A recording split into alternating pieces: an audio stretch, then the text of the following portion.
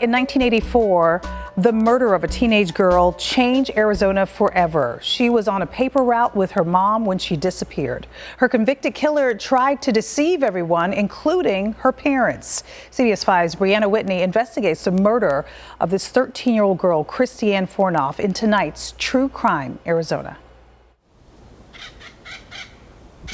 Oh, be careful, honey. Christy was the outgoing child.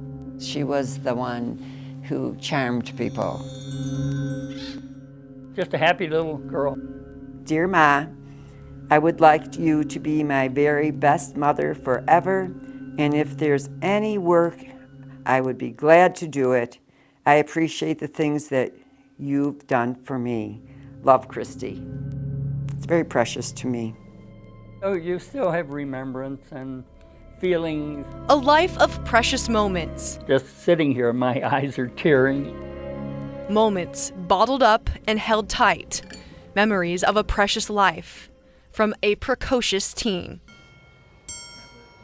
Christy Ann Fornoff, just 13 years old in 1984, full of spirit with a streak of independence her mom Carol was all too familiar with. Christy's can-do attitude was apparent in everything she did, including her job as a local paper girl. It was May 9th, 1984. Her siblings had gone to a friend's house when Christy turned to her mom. She said, Mom, you know what? I have someone I need to collect from. They told me to come back. And then there's people where I'm supposed to ask them if they want to sign up for the paper. Well, I'll just go with you. She had been on the job for 5 months. Carol says she was a businesswoman far beyond her years. In the 80s, this was pretty normal for kids to be on a paper route, right? Oh, Yes, absolutely. yes. And now collecting. She and her mom got to the Rocky Point apartments in Tempe that evening when a tenant started chatting with Carol. So Christy said, Mom, I'm going to go. You know where I'm going to go. You know the couple that lives around the corner. Yes, I know where you are, honey. I'll meet you there in a few minutes. But minutes later, when Carol went to meet her daughter, she found her bike on the ground. It was silent. Christy wasn't there. And I yelled, Christy, where are you? I didn't go up to the house. I don't know why, but I didn't. So we ran home. 10-year-old newspaper carrier disappeared. The frantic search began for the teen. Police, family, friends, everyone was looking for Christy. And one of the most helpful people in the search, the apartment's maintenance man, 29-year-old Don Beatty. He just really embedded himself with the investigation to help. Oh, yeah. A He was helper. big. He was doing interviews, he was... Right. Carol made a plea to the public. She believed her daughter was still alive. And I said, you know, if you've got Christy, let her go.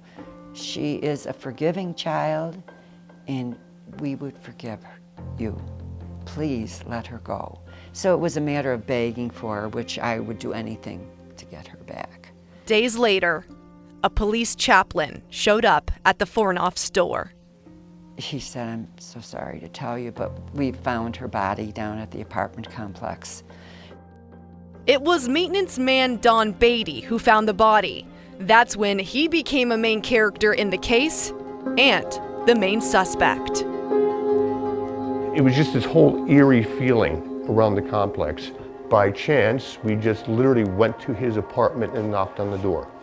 Jim Fry was a news photographer for Channel 3 in Phoenix at the time. To this day, he still is. He was only 25 years old, standing with a news camera at Don Beatty's front door. You think that there's something sinister that lurks behind that face? He kept on denying everything. He felt like he was just this victim of circumstances, and I don't know why they're investigating me. I don't know why they came into my apartment. If anybody out there finds a body and they're going to have to go through the same thing I'm going through, well, I feel sorry for that person. Police kept tabs on Beatty and swabbed his apartment for evidence. Carol and Roger shared the same uneasy feeling, a hunch Don Beatty killed their daughter. Then, to their disbelief and horror, he showed up at Christy's funeral and caught Roger's eye as he mourned with a family friend. I says, don't move. I'm going to show you the killer. He walked down the side aisle across the front of the church. I turned her around and I says, "That's the guy." I said, "Stick with me.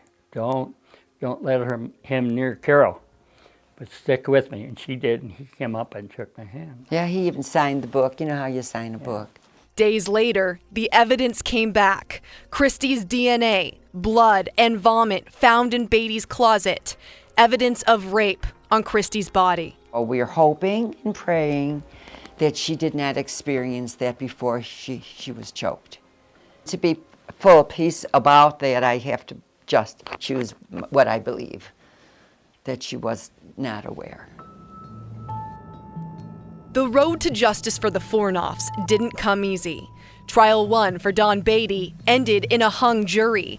Carol and Roger were angry and shocked.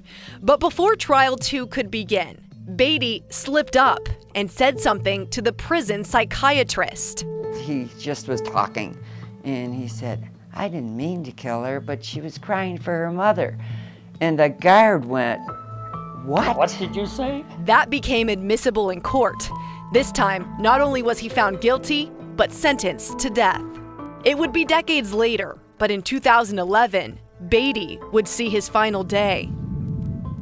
Through forgiveness, the Fornoffs found purpose here in Pine, Arizona. For your own self, you forgive. After Don Beatty's final trial, Carol and Roger went to Colorado to get away and reflect. They went on a river rafting trip when a yellow butterfly flew onto Carol's shoulder and tucked itself inside her life jacket. This butterfly was safe. He was inside. For it's like a 2.5-hour trip down this river, the whole time. Whole time. Gosh, that had to be Christy. She got her wings in heaven, but she needed our help. So she came down and stayed with us. And it just, oh my gosh, this is feeling so good. Forever, their little girl. She has enriched our lives even though she didn't live. Her spirit preserved in moments and memories, and in cherished letters that come to life with every word. I appreciate the things that you've done for me. Love, Christy.